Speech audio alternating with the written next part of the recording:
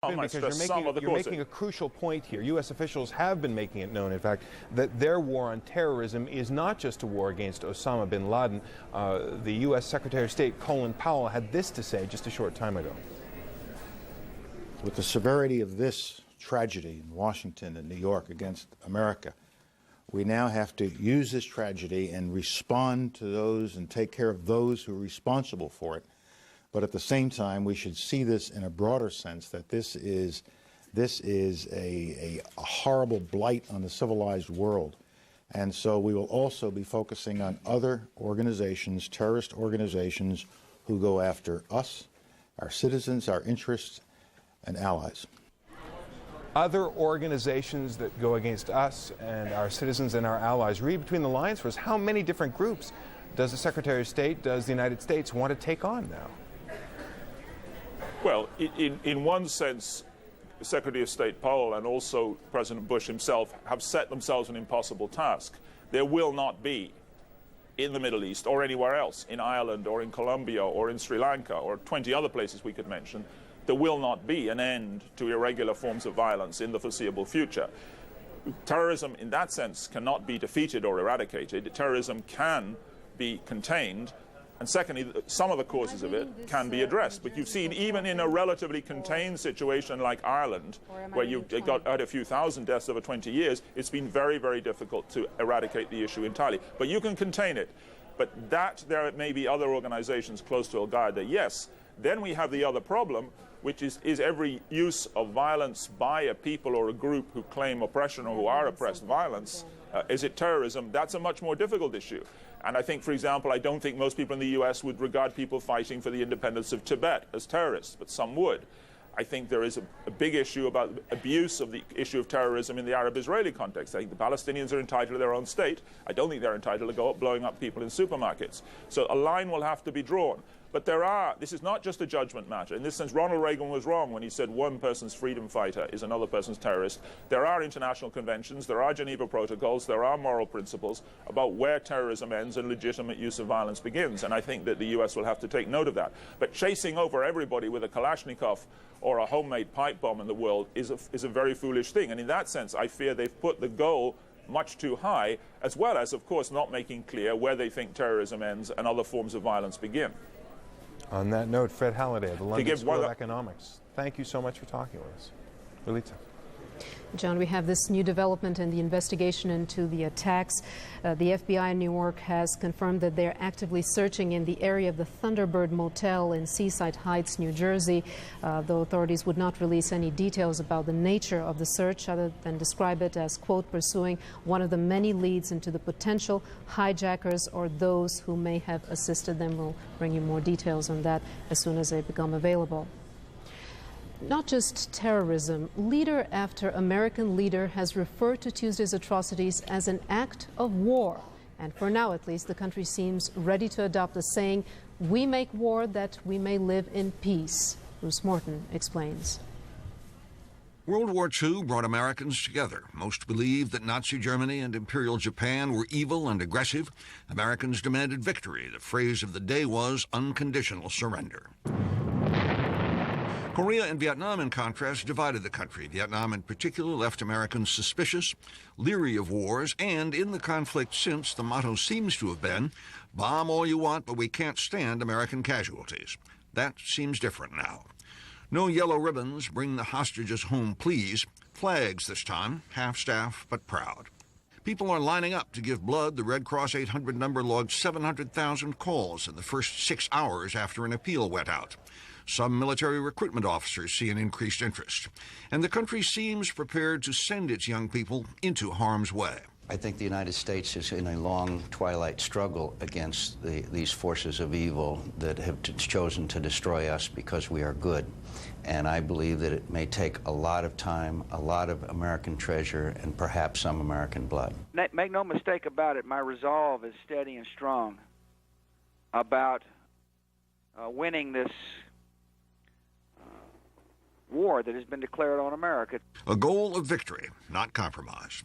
And later, Wars change countries. World War II made the United States a world power committed to an international role isolationism left behind. Vietnam left the United States more cynical. Americans had learned their government could lie to them. This time, unity so far, agreement on a goal so far. Will that change if the struggle is long? We can't know. The fight is just beginning. Bruce Morton, CNN, Washington.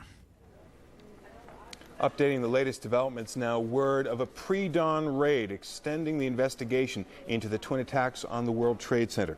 The FBI is said now to be searching an area around the Thunderbird Hotel in Seaside Heights, New Jersey. No word on what they're looking for there. The FBI describes it simply as pursuing one of many leads into the potential hijackers. So once again, a pre-dawn raid on the Thunderbird Hotel, an FBI investigation that is still unexplained. A joint U.S.-Philippines raid on a hotel in Manila has resulted in the arrest of 3 people identified as Omanis.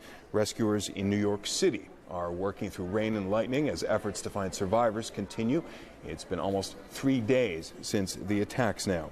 And around 4,700 people are still believed to be missing from the destruction of the World Trade Center. Another 190 people are unaccounted for from the attack on the Pentagon. Meanwhile, the White House and Congress have agreed on a $40 billion emergency aid package for New York and Virginia. The amount of the recovery package is twice the sum originally requested by the White House. And tensions remain high in New York. Police received more than 90 false bomb threats by noon Thursday. In yet another development, authorities have arrested at least 8 people at the city's 2 major airports, one carrying a fake pilot's license. Authorities say that 4 of those arrested were seen at one of the airports the day of the attacks. Law enforcement sources tell CNN the 4 fled that day as they were challenged at the ticket counter.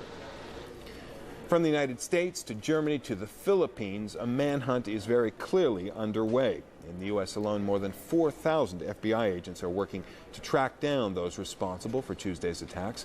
Mike Betcher has more now on the ongoing investigation. As airports opened across the country, police were watching closely. A total of 8 people were arrested at 2 of New York's airports. At New York's Kennedy Airport, one man who was carrying a fake pilot ID was arrested. 4 or 5 other people trying to check in for flights at Kennedy were detained for questioning, either because they were carrying false documents or were in the country illegally. At New York's LaGuardia Airport, police detained at least 2 other men for questioning. After the spate of arrests and detentions, all New York area airports were closed again.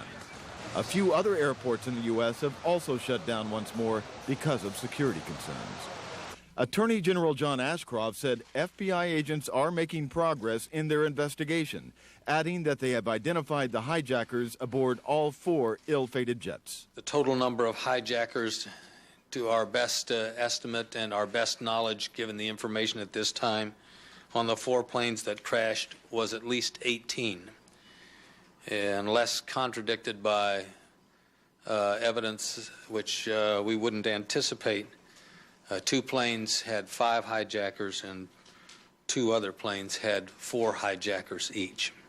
Mohammed Atta, shown in this photograph, and Marwan al-Shari are 2 of the men on that list of 18, according to federal investigative sources.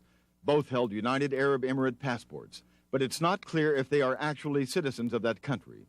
The lives the 2 men led are the objects of an intensive international investigation, stretching from Florida to Germany. In Hamburg, Germany, federal police launched an extensive search of an apartment shared by Mohammed Atta and Marwan al-Shari last February. During an additional search of another Hamburg apartment, a woman was taken away for questioning. She clutched a baby in her arms as German police tried to hide her with a sheet. During the night, a total of 8 apartments were searched in the Hamburg area. Back in the U.S. in Pompano Beach, Florida, FBI agents converged on a small rental car company called Warrix. Records show that Atta rented 2 automobiles at that location. Well, the first contract, he only put on 200 miles, 254 miles or something like that, which is very small. That's exceptionally small. The next contract was the 2-week rental, and he drove 1,915 miles, which he had told me he'd been over on the West Coast. He called me from over on the West Coast. 4,000 FBI agents spread across the country knocked on hundreds of doors trying to track down others who were involved in the conspiracy. Before the job is finished, they will have knocked on tens of thousands more. Mike Betcher, CNN, Atlanta. Sharing the nation's grief, the organizers of most major sporting events have postponed or canceled games and competitions. The National Football League said games set for Sunday will not be played. Major League Baseball put off the resumption of its season until Monday.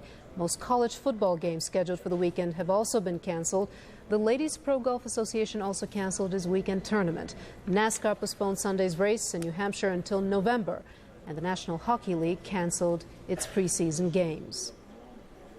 U.S. financial markets are closed on this day, but Europe is trading. And for an update now on world markets, we join Richard Quest in London. Richard? Jonathan, many thanks indeed. Yes, both Asia and European investors continue to hold their nerve this Friday, despite the uncertainty over how Wall Street will react. That happens on Monday at 9:30 Eastern. Let's get an update on what's happening in European markets. Liz George is at the London Stock Exchange. Liz. Richard, thanks. We are holding our nerve down here on the European markets in London, in the City of London as well. We've seen a little bit of wavering around going on in and out of negative territory, and it's extremely light trade. So really people are saying that there's prices all over the place. People don't really know where to set these prices. They're very, very uncertain. But however, they're trying their best really to retain calm within the markets. I will show you the figures at the moment. We're essentially flat on London's FTSE. Germany's DAX is up around 0.2% at the moment, and in Paris the CAC 40 is up 0.47. It's the technology stocks in Paris which are helping a little bit there, and in Germany it's the large insurance companies and the reinsurers which are actually helping to support that market a little bit there. But the note of caution really is that it's very, very light trade. These figures don't really mean anything at the moment. Everybody's waiting to find out what's going to happen when the US markets reopen. However, there is a feeling that the fighting spirit really will return when those US markets do open, and that the effort will be to keep calm in the market, to do everything that's possible to prevent things like shorting the market and driving it down, and really to keep calm across all of these European bourses and help the US markets to retain calm as well. Richard. Yes, George, many thanks indeed. Meanwhile, Asian investors are reacting differently to events. Tokyo Nikkei jumped 4%, taking comfort from stability. We're now going to join the British Prime Minister, Tony Blair, in Parliament. Some sectors, like the airlines and insurance industry, will be badly affected. But financial markets have quickly stabilised. The oil producers have helped keep the oil price steady. And businesses proceed as far as possible as normal. So there are three things which we must now take forward urgently. First, we must bring to justice those responsible. Rightly, President Bush and the United States government have proceeded with care. They did not lash out. They did not strike first and think afterwards. Their very deliberation is a measure of the seriousness of their intent. They, together with allies, will want to identify with care those responsible. This is a judgment that must and will be based on hard evidence. Once that judgment is made, the appropriate action can be taken. It will be determined, it will take time, it will continue over time, until this menace is properly dealt with and its machinery of terror destroyed. But one thing should be very clear. By their acts, these terrorists and those behind them have made themselves the enemies of the entire civilized world. Their objective, we know. Our objective will be to bring to account those who have organized, aided, abetted and incited this act of infamy, and those that harbor or help them have a choice, either to cease their protection of our enemies or be treated as an enemy themselves. Secondly, this is a moment when every difference between nations, every divergence of interest, every irritant in our relations should be put to one side in one common endeavour. The world should stand together against this outrage. NATO has already, for the first time since it was founded in 1949, invoked Article 5 and determined that this attack in America will be considered as an attack against the alliance as a whole. The UN Security Council on Wednesday passed a resolution which set out its readiness to take all necessary steps to combat terrorism.